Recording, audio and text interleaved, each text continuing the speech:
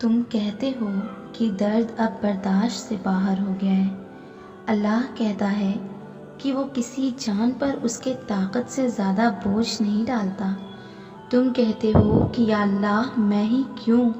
وہ کہتا ہے میں جس کو پسند کرتا ہوں اسے ہی آزماتا ہوں۔ تمہاری آزمائش ہمارے نبی صلی اللہ علیہ وسلم کی آزمائش سے بڑی نہیں۔ سمندر کو دیکھ کر اکثر ہی محسوس ہوتا ہے کہ یہ کبھی ختم نہیں ہوگا، اس کی کوئی حد نہیں، لیکن ایک حد پر وہ بھی ختم ہو جاتی ہے۔ بالکل اسی طرح جب کوئی مشکل وقت آتا ہے تو یقین رکھا کرو کہ یہ وقت بھی گزر جائے گا، ہر وقت کی طرح، کیونکہ ہزار گناہوں کے بعد بھی اگر کوئی رحم کرنے والا ہے تو صرف اور صرف تمہارا رب ہے۔ اس جہان میں صرف اللہ کی رحمت کی دکان ایسی ہے جہاں خریداری کے لیے جیب میں نیکی نہ ہو تو تم ہتھیلی پر چند آنسو رکھ کر جو چاہے مانگ سکتے ہو۔ اگر تمہیں اللہ کے دینے پر یقین ہے تو پھر تمہارے یقین سے مانگی ہوئی ہر دعا قبولیت کی طاقت رکھتی ہے، اور جلد ہی تمہیں قبولیت کے کرشمے ضرور دکھیں گے انشاءاللہ۔ یہ تم جان گئے ہو کہ اللہ انہیں آزماتا ہے جن سے وہ محبت کرتا ہے۔ وہ تمہارے نظر میں تمہارا من پسند منزل اس لیے ناممکن بنا دیتا ہے تاکہ تم اسے ممکن بنانے کے لیے اسے مناؤ، اس سے تڑپ کر دعا مانگو، اور سب سے اہم بات کہ تم اس سے دعا مانگو، کیونکہ قرآن کہہ رہا ہے کہ اے نبی صلی اللہ علیہ وسلم میرے بندوں سے کہہ دیجئے کہ وہ جب بھی مجھے پکارے میں انہیں غور سے سنتا ہوں اور ان کی دعاؤں کی قبولیت کے لیے ایک بہترین وقت مقرر رکھتا ہوں۔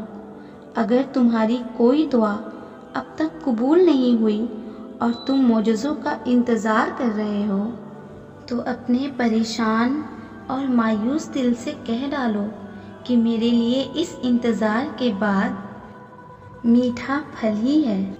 تم اپنے اندر کی سوچ کو صاف رکھو، کیونکہ کشتیاں باہر کے پانی سے نہیں بلکہ اندر کے پانی سے ڈوبتی ہیں۔ دنیا میں سب سے بڑی نعمت ذہنی سکون ہے۔ واقعی سب چیزیں عارضی ہیں اور فنا ہو جانے والی ہیں۔ دلوں کو سکون تو صرف اپنے رب کو یاد کرنے میں ہے۔ لوگ سمجھتے ہیں کہ بت صرف پتھر کے بنے مورتی کا نام ہے، مگر نہیں، ہر وہ چیز جو تمہارے دل میں اللہ سے زیادہ اہمیت اختیار کر جائے وہی تمہارا بت ہوتا ہے۔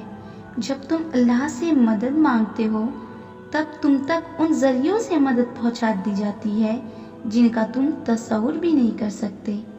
ہر مشکل یا ہر دکھ جو تمہاری زندگی میں آتا ہے وہ تمہاری تباہی بن کر نہیں آتا، کیونکہ اگر ایسا ہوتا تو اللہ حضرت نوح علیہ السلام کو فتح یاب کرنے کے لیے طوفان کبھی نہ بھیجتے۔ بے شک اللہ کی مصلحتیں بندے نہیں سمجھ سکتے۔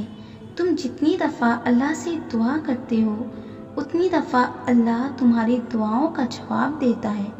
تم یہاں ایک قطرے کے لیے رو رہے ہو جبکہ اللہ تو 7 سمندر دینے پر بھی قادر ہے۔ تمہارا کام بس دعا کرنا ہے، عطا کرنے کی تدبیریں تمہارا رب خود بناتا ہے۔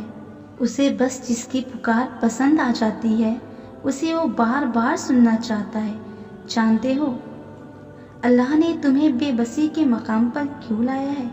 تاکہ تم اللہ کی طرف متوجہ ہو اور یقین سے مانگو۔ جب تم دعا یقین سے مانگنا سیکھ جاؤ گے نا تو ہر چیز جو تم کو ناممکن لگتی ہے یا تم کو ناممکن لگ رہی ہے وہ ممکن ہو جائے گی۔ جو چیز نصیب میں نہیں اس کو بھی تم تک لا دیا جائے گا انشاءاللہ۔